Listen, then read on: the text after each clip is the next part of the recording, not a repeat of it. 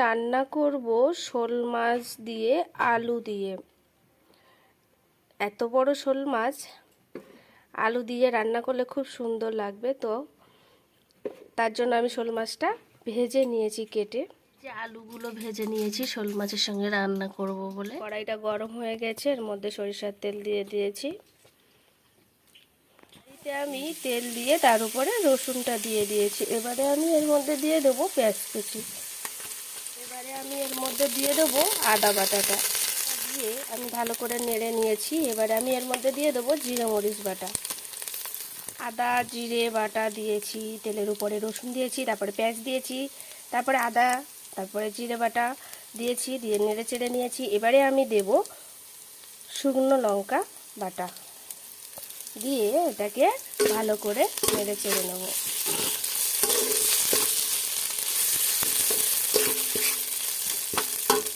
এবারে আমি এর মধ্যে দিয়ে দেব পরিমাণ মতো লবণ।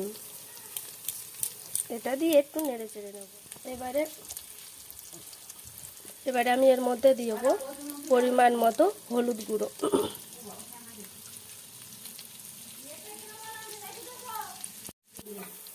এবারে আমি এর মধ্যে আলুটা ভেজে রেখেছিলাম সেটা দিয়ে দেব।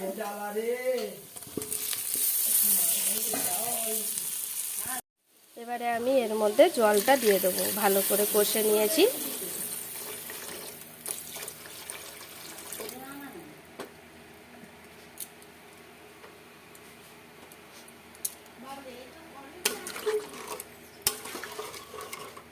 এবার এটা ফুটে ওঠার অপেক্ষা, এটা ঢাকিয়ে রাখবো। ফুটে উঠলে তারপরে মাছগুলো দেবো। তো ফুটতে থাকুক, তত সময় অন্য কিছু করি। এবারে আমি এর মধ্যে মাছগুলো এক এক করে দিয়ে দিচ্ছি। ঠিক তরকারিটা এরকম টকবক করে ফুটছে, সেরকম সময় আমি মাছগুলো দিচ্ছি।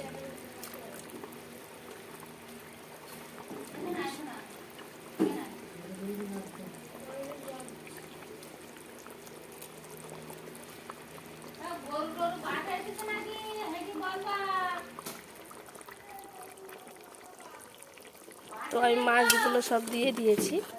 এবার এটা একটু ফুটিয়ে নিই। এবারে আমি এর মধ্যে গরম মশলাটা দিয়ে দেবো। আমার তরকারি রেডি। তো আমি এবারে তরকারিটা নামিয়ে নিচ্ছি। তো কেমন হয়েছে আমার ভিডিওটা অবশ্যই লাইক করে পাশে থাকবেন আর কমেন্ট করে জানাবেন। আর আমার চ্যানেলে নতুন যদি হয়ে থাকেন তাহলে অবশ্যই সাবস্ক্রাইব বাটনটা প্রেস করে আমার সঙ্গে আমার রান্না করা আলু আর শোল মাছের ঝোল, হালকা ঝোল। তো কেমন লাগলো অবশ্যই জানাবেন। দেখুন এই যে আমার হয়ে গেছে।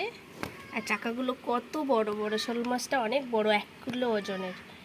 আজকে আমার ভিডিও এই পর্যন্ত। দেখা হবে আবার একটা নতুন ভিডিও নিয়ে।